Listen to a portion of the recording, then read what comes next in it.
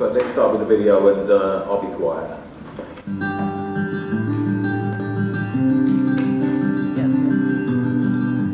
We've stuck with the original concept of there's people in this town who have a lot. And there's people in this town who don't have enough. And we're simply trying to bring them together under one roof. So you have these donors bringing things in the back door and our clients coming in the front door, and the stuff just goes.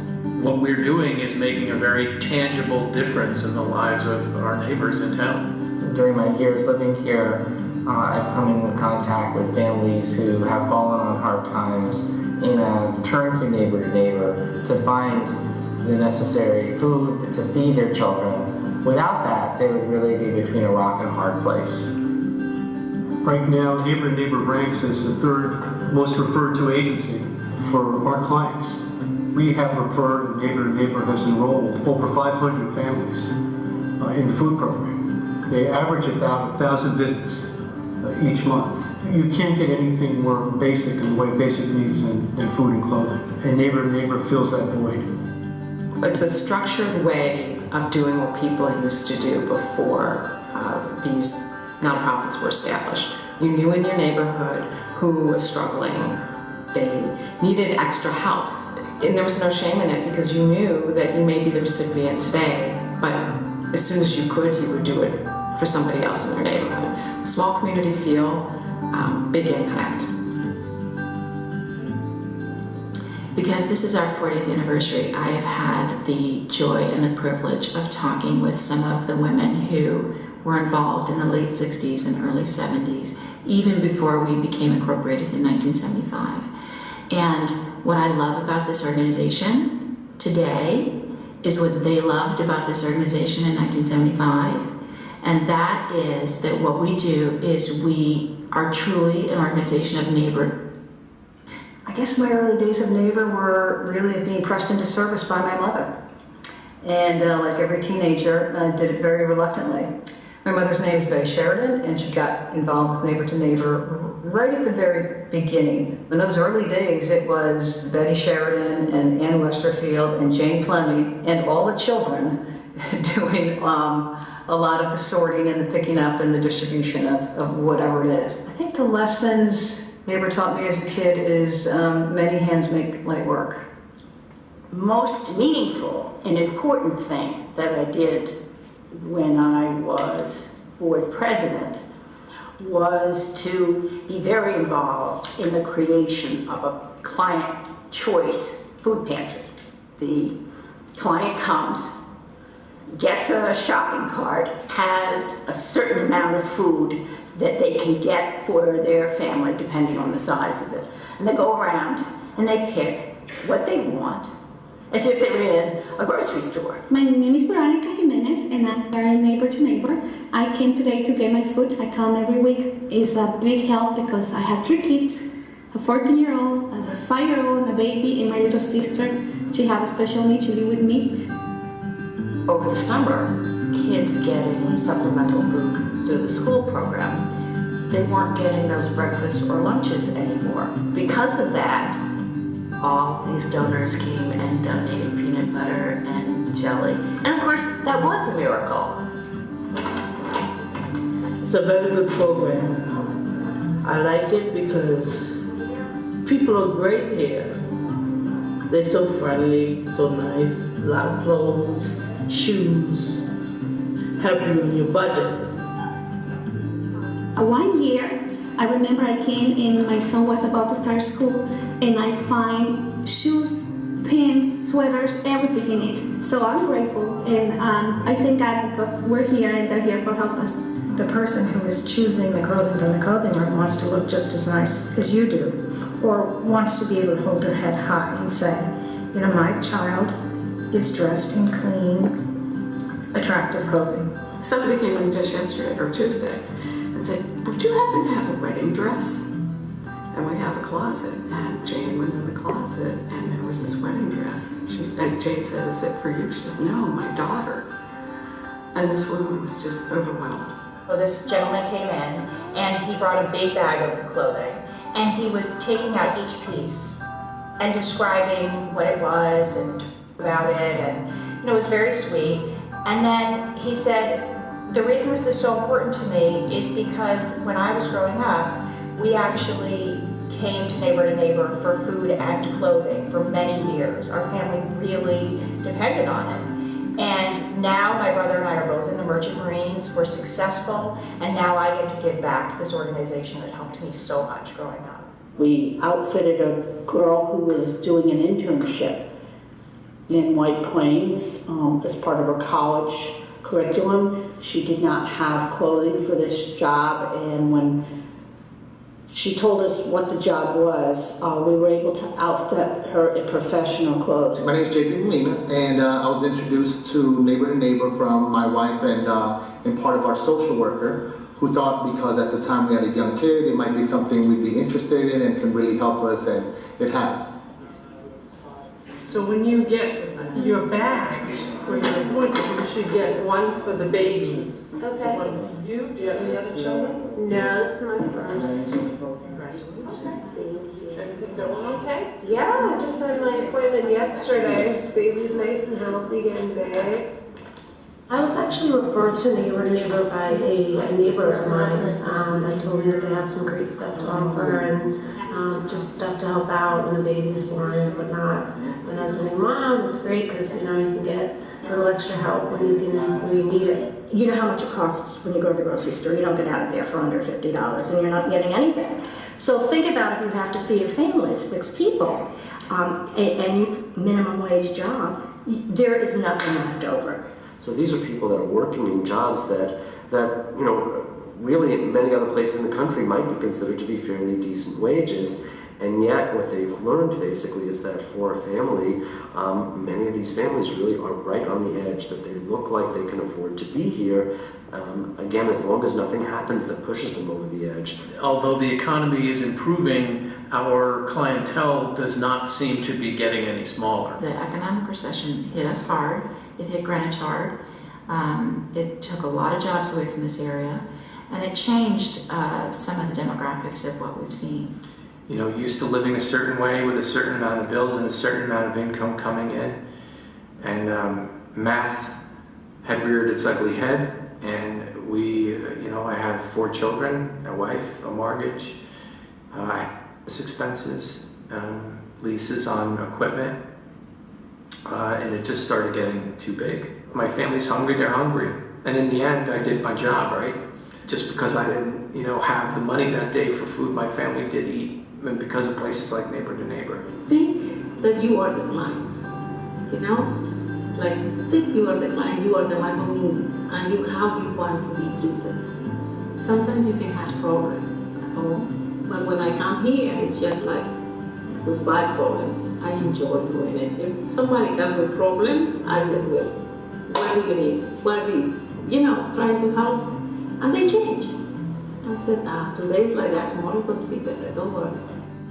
They walk away knowing that they made somebody's life better today, like just today. And you don't get to do that everywhere. It's heartwarming, because people say, well, you've done so much for Neighbor, but I think in many instances, Neighbor has done so much for me. Do a food drive, do a clothing drive, do a linens drive. They're always looking for sheets, towels, things like that. There are plenty of ways to get involved. Just begin. Just begin right where you are. Don't look at the size of the whole problem. You're not going to fix it. You're probably not called to fix the whole problem. So that is, I think, for the next 4 years, that's the mainstay. That's what's not going to change. That will remain the same. We will always be a group of concerned citizens looking out for our neighbors.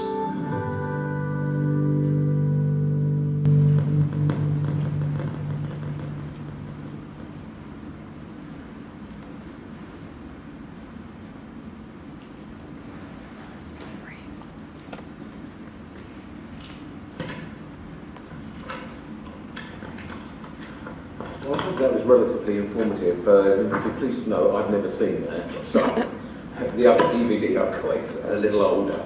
So I think that gives you, like I said, a good overview from the perspective of the people that help, the people that work there, and the clients that attend.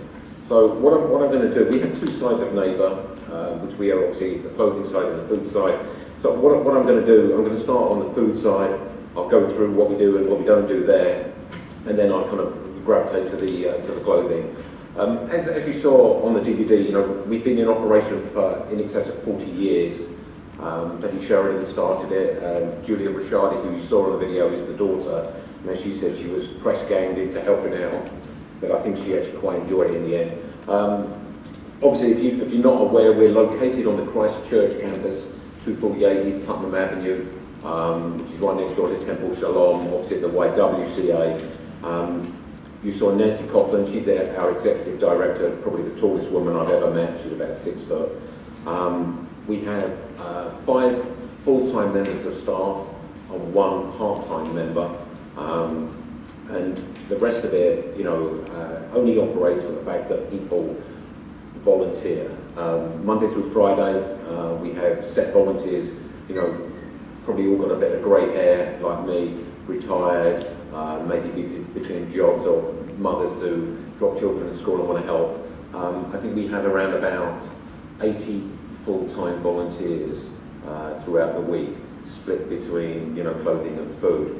In addition to that, we have student volunteer hours are basically Wednesday afternoon, 3:30, 5:30, Thursday, 3:30, 5:30, and Saturday mornings, 8:30 to 12:30. So it kind of goes like 6, 8, and 6. So, you know, it gives you some idea how many student volunteers come in on a weekly basis. If we have special projects, obviously it expands. I'll start on the food side just to let you know, any people that come to us for food, they come on a weekly basis, okay? Any client is referred to us by the Department of Social Services. So it's not just like, oh, I'm hungry this month, I come in and help myself to some food. You have to be referred by the social services to be eligible to come and shop at Neighbour to Neighbour. If you are, we don't choose our clients, so we don't means test them. That's done at social services. So like I said, once they're approved, they can come every week on the food side. 95% of the people that come through the food pantry are Greenwich residents. 5% are probably Portchester and Stamford, and they can only come in on a referral by, it could be a church, could be a school. They can come in on an emergency basis once and once only, and they will be given everything that their menu allows. Just to let you know, if you come in from a 1-person family to a 6 and above person family, we have menus that allows those families to take a certain amount of each item that we have on the menu. We serve approximately 300 families a week. You know, if you're good at statistics, you might want to take this down. And when you add in all the children to the families, it's close to 800 people we serve a week in terms of giving food. And our mission is 3 meals a day, breakfast, lunch and dinner, for 3 days. You know, sometimes we try to be more generous, that can expand that, but that, you know, in a nutshell is what we do. I think in the month of January this year, according to the statistic I got in front of me, is 27,000 meals we gave away. So you can see, you know, we're fairly significant in the town of Greenwich. We are the only one, but, you know, as you saw in the presentation, we're a client choice pantry. So basically you come in and you choose what you want off the menu, which we think is much more dignified than handing someone a bag of stuff that they probably don't want. What we try to do is give the best quality produce. You'll find that childhood obesity is a big problem now, and it normally hits the poorer level of society because, you know what it's like. I'm sure you all love mac and cheese here, which I find disgusting myself, but, you know, it goes a long way. It's relatively cheap, but nutritionally it's garbage as far as I'm concerned. So what we try to do is offer the best quality that we can. You know, we have a lot of fresh fruit and vegetables. We have to limit what they can take, only for the fact that we just do not have enough storage capacity to be able to do what the supermarkets do. But we do try very hard to try and make sure that the quality of what we give is very high. All of our menus have been looked over by a nutritionist, so I think we hit all the basic nutritional values. of everything that we give. The only thing then when we actually had them review it this year, the only thing that they feel that we're a little light on is milk. They would like us to give more milk, but that is our biggest problem, is storage for such an item. Just to give you an example, it's our biggest expense. We don't, just so you know, we don't operate on purely donations. I do have a budget. It's my responsibility to spend that budget.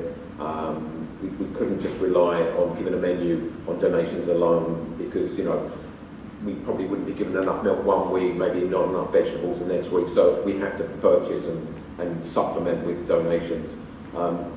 Just to give you an example, we probably spend, or we were spending close to $3,000 a month on milk alone. So it's a big effort here. What we have done this year, we've expanded our menu to the clients with some good purchasing. I'll take some credit for that. What we've done, we kind of recognised that protein was a little lacking for a lot of the families. Certainly the bigger families, we felt that they were, I wouldn't say being cheated, but they probably weren't getting their full allotment against a 1 or a 2 person family. So we managed to put eggs on the menu for them, which is obviously is a great source of protein. We've managed to increase their allowance to take more meats. We've also given additional cereal, and believe it or not, we've managed to squeeze some extra milk in for them. As the presentation alluded to, the summer months are very difficult for us in the sense that the children are out of school. I can't remember what the percentage is, but I'm going to say it's at least 20% of the public schools in Greenwich, the children receive some form of nutritional package at school. During the summer months, they don't receive any of this anymore. So they don't get breakfast at school, they don't get lunch at school. We take up the slack by offering anyone with families that are eligible to receive extra food for the summer months, for the 3 months of summer. That has a cost to our organisation of close to $15,000 to put that on. We've been very fortunate that people have been very generous to us to support that effort over the summer months. Again, last year, we decided what does a child need during the summer? What would be a good go-to? I'm sure all of you, you play sport or whatever. You come home, you've got like half an hour before you're going back out again to do something else.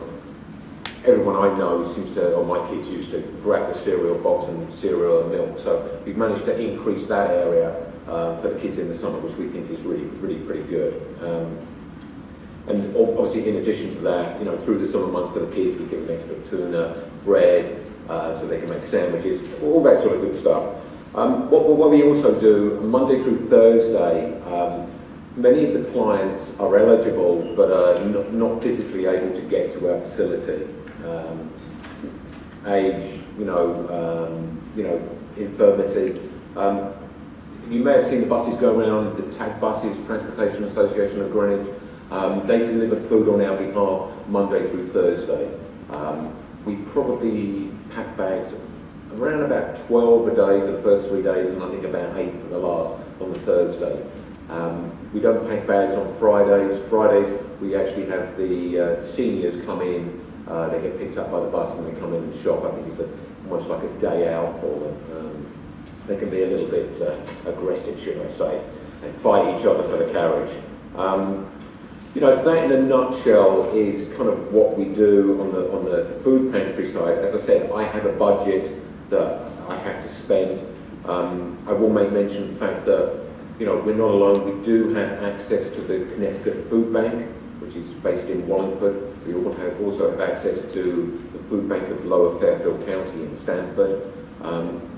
The Connecticut Food Bank distributes kind of state and nationwide programs, and being a charity, a food charity, we're eligible to participate in that. So once a week I will order what we need from the food bank. Some of it has a cost, some of it has no cost, and some of it is basically pure donations by companies. Others are basically state and governmental programs that we're eligible to participate in. Now we go to the clothing. And some of these statistics actually shocked me a little bit. we had between 1,500 and 1,800 clients on the clothing side. The makeup of the demographic there, only 20% come from Greenwich, believe it or not. I thought the number was higher. I think 35% come from Portchester, and 45% actually of the clothing clients come from Stanford. I don't really know why that is. I think many of the Greenwich clients that are eligible for both clothing and food, only 50% of the, as you saw on the food side, 95% basically come from Greenwich, but only 50% of those clients actually come into the clothing room. Don't know why, but that seems to be what they do. Again, any client that comes through on the clothing has to be basically referred to us, generally by social services, faith-based groups, schools. You know, even if your doctor says that you need to go because you've got no clothes and you're going to freeze to death, as long as we've got someone like that, they can come and shop. On the clothing side, you come every 2 months. You're eligible to shop. Normally, you're given like a plastic carrier bag for each member of your family. You're allowed to sort of go around, put the clothes in the bag, and until you fill the bags. You mustn't overfill them. If you have an overcoat, we don't ask you to put that in there because it'll take up the bag. You're allowed to sort of take that over your arm. We have housewares as well. You have a coffee maker and that. Again, you're not asked to put that in the bag. What else? In addition, what we did last year, by a very generous donor, we managed to run a number of programs in addition to everyone just coming in and shopping for clothes. Every client that came through last year received a brand new set of sheets, a brand new set of towels, a brand new blanket. In addition, we run programs. We do a school supply programs, probably late August. Backpacks filled with all of the school supplies. Also, for the year before last, Christmas 16, we did a pilot scheme to do a pop-up toy store where we served, I think, around about 100 clients who could come in and shop for their children. It went so well, we thought we'd expand it in 2017. I think we served close to, I'm going to say, 200 clients, and each client was given 2 toys per child of eligibility, and that was for the fact that everyone in town was very, very, very generous. It was very successful. It's very important to know that Neighbour to Neighbour, we don't sell anything in Neighbour to Neighbour on the clothing side. If you go to Goodwill, there are stores that they ask for a small purchase price. We do not do that. Anything that comes in, we actually put out on the floor, and I can tell you we get some good stuff in. You know, anything from Gucci to Prada, I've seen it all. But we feel that why shouldn't these members of society have something like that as well? So, you know, I will countenance that with the fact that we do very, very occasionally, we have had stuff that has been donated to us that has a very high monetary value. Occasionally, very occasionally, we will, you know, send it out to consignment. But that is the exception rather than the norm. So we feel it very important that all of the clients get to choose what's been donated. It's very important to us. Obviously, you know, it's I think on the clothing side, of the 80 volunteers we get, I think around about 65 work on the clothing side. We are inundated with donations. We have limited space, and we need the staff to process the whole thing to get it on the floor. I know 1 or 2 people have been to Neighbour. If you've never been there, space is our commodity that we don't have enough of. It's very difficult working conditions. So, you know, the sooner we can get it in and out, the better it is. We can get it on the floor. Additionally, on that, ripped, torn, dirty, we get it all, and it's quite disgusting sometimes what people donate. But we try to recycle everything. You know, if you can't use it on the floor, then we will basically, you know, recycle everything. We do not take underwear. we do not take socks, and I can tell you for obvious reasons, and I think you'll understand it. So, you know, we're always in short supply for socks, so we will only accept new in-packet underwear, you know, for men, women, children, and the same for socks. What else have I got for you? Yeah, I think our mission, as you saw on the video, is we basically, it's not easy for clients to come in and shop, be it for food or clothing. There's a certain stigma involved in that, but we just want them to come through our system and we treat them with the utmost dignity and respect. I'm sure everyone here knows all about that.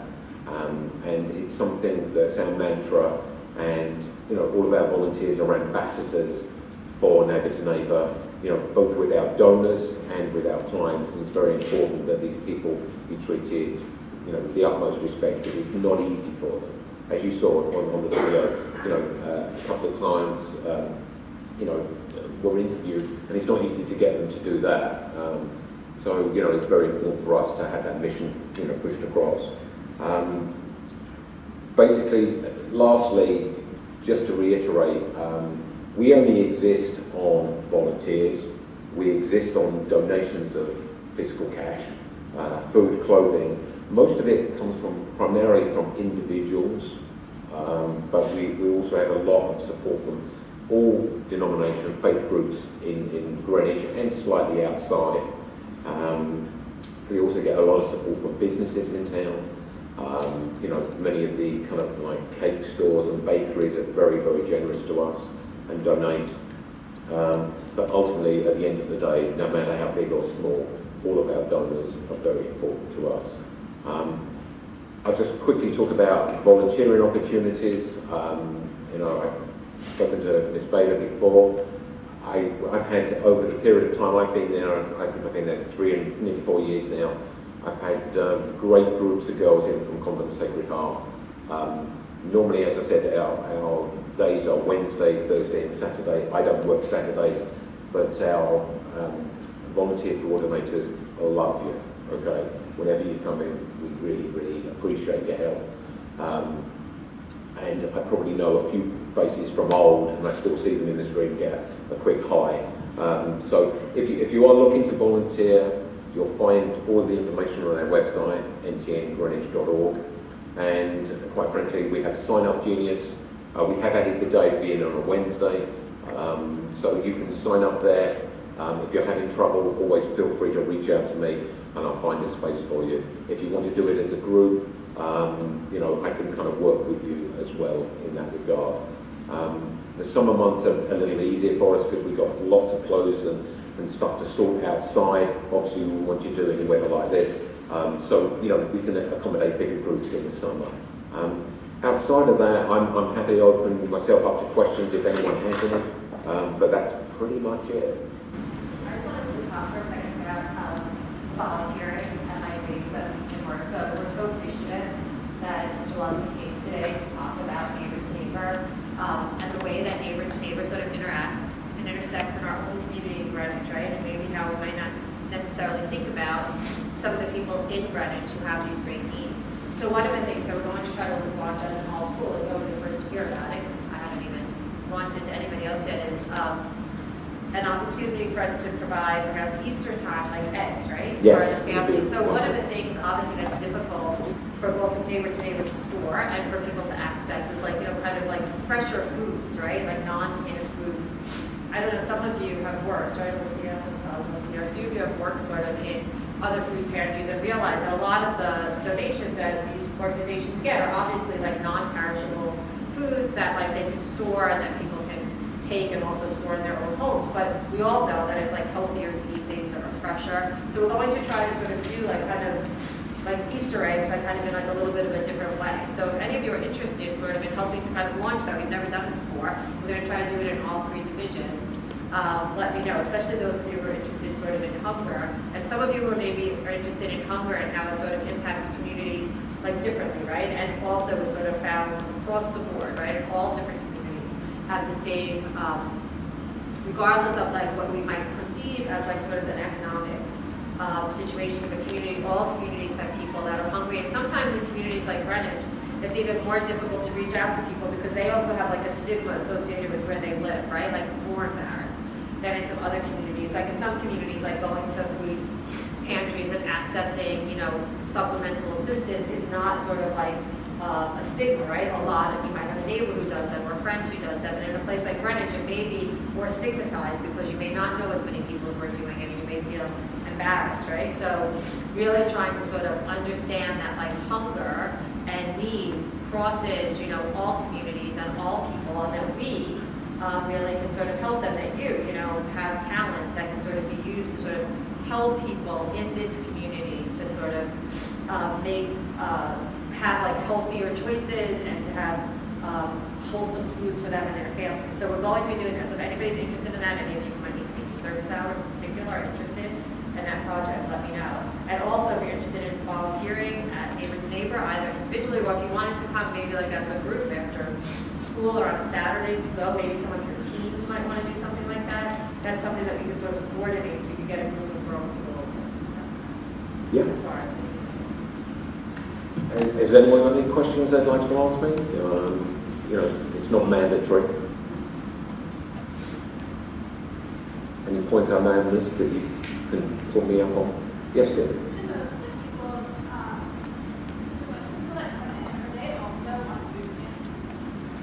I would say we don't know, but I would think if you're eligible to come in, and if your child is probably receiving some form of supplemental meals at school, that there's a very strong chance that they would be on food assistance as well.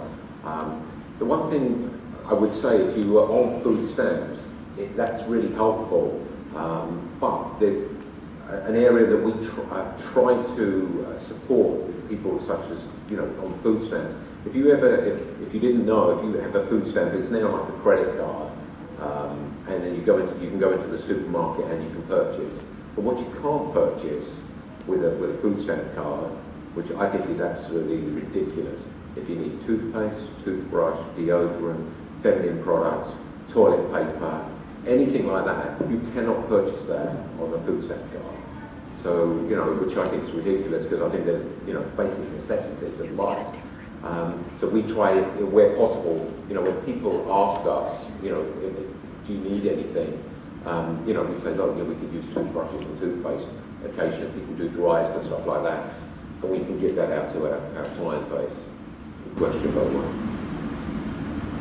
Also, that's a good question because you would think that like it's called TAMP now, Temporary Assistance to Needy Families, that program would actually be enough, but often it's not, right? That's why food pantries are so important, right? Because people who access a lot of their meals through the TAMP program often don't have enough credit on those cards to be able to actually get the food that they need, and that's even with most of their children being able to access meals at school, right? So in the summertime, those needs escalate significantly because children then don't get their meals through school, and then places like Neighbor to Neighbor have an even greater burden of trying to bridge the gap between what a TAMP card can purchase and what someone actually needs, what families actually need. We, just to let you know, we cannot feed the families for a week. You know, basically, we're just a supplement to if they do receive, you know, food stamps as such. We're just a supplement. As I said, 3 meals a day. You know, you can probably stretch it out, but even 3 meals a day of our menu. You know, if you're a one person, I'll just give you an example. If you're a one person, you get two amounts of vegetables. They could be cans or fresh. Two fruits. You know, some frozen meat, can of tuna, cereal. You know, twice a month. You know, soups, beans, dried beans. You know. And you know, there's like an extra aisle where you can pick up your mac and cheese or coffee or tea. You know, that's not going to feed you particularly well. I mean, I think day 3, you're kind of eating beans and rice almost. You know, but that's why we added things like eggs, because, you know, you can do a lot of things in terms of protein and, you know, make omelets or give boiled eggs or whatever. We think it's a good thing to add to the system. But, you know, we just, unfortunately, you know, we would love to be able to offer more, but at the moment we're just not in a position to do so. Yes, dear. Most, I think in terms of clothing, I wouldn't say it's actually clothing, it's bedding and towels, believe it or not. There's a constant demand. As I said, alluded to earlier, that we've actually given everyone a new set of towels, new sheets, new in-packet sheets, but obviously they come every 2 months. They're only getting one set, so if you've got a family, you're still looking for more. We do not get enough good quality, gently used bedding and towels. And also, as I pointed out, underwear for children through to adults is something, we would love to give more of, but it has to be new in packet. And believe it or not many people donate that. Like tons of kids, like infant clothes, because if you think about it realistically, if you've got a baby of 1 or 2 months old, they're grown out of it by month 3. So we always get a lot of clothing like that. There's always a demand for it, but teen clothing is another area that there's always seems to be a slight shortage. We were very lucky this year that someone made a very decent donation, and we ended up buying sort of winter jackets. Really what we decided to do was buy them for teens, kind of high school aged children, only for the fact that you don't get that much donated at that age group. And plus the fact, I think, I'm sure you all know here, that at that certain age, you don't want to be walking around kind of in, a low-level jacket as such. So I had a good relationship with Under Armour, so we managed to get some nice Under Armour jackets to be able to distribute.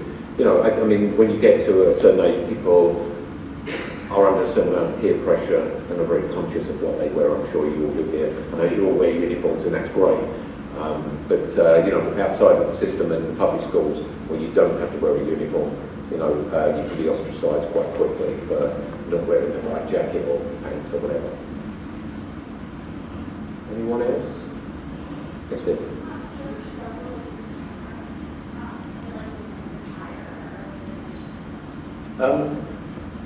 We do struggle in the summer. Sometimes not. The demand isn't necessarily higher in the summer months.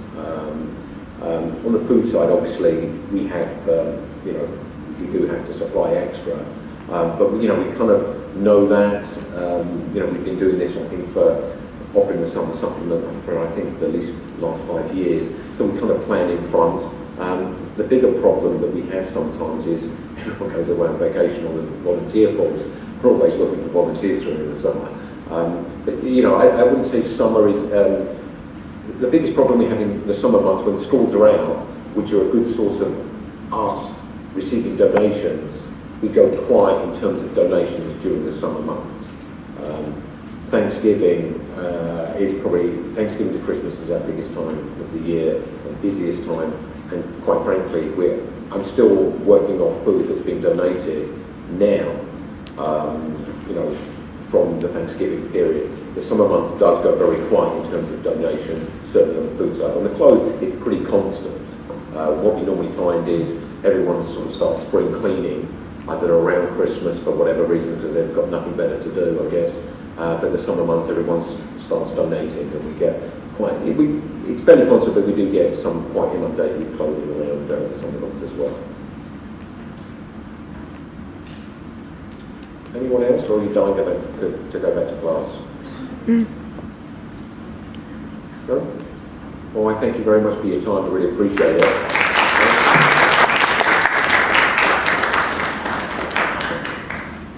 So girls, if anyone has any interest in volunteering or starting maybe a sort of drive for a neighbor or when we will talk with you about the exit, just kind of keep your ear out for that, and maybe there's a team or a group, especially those of you who are working on hunger as your research project, sort of goes neighbor to neighbor to sort of see it in action. That would be something beneficial for you. Yeah, and if you are doing a project on that and you need some information, please reach out to me. I may not get back to you immediately, but I'm happy for you to come in and talk to me. I'm happy to respond on an email, and you can always call me. Our hours are obviously, it's going to be difficult to call because I'm there up until 2 o'clock, from 8 till 2. So, you know, and on a Thursday afternoon, so a bit narrow. Okay? Thank you.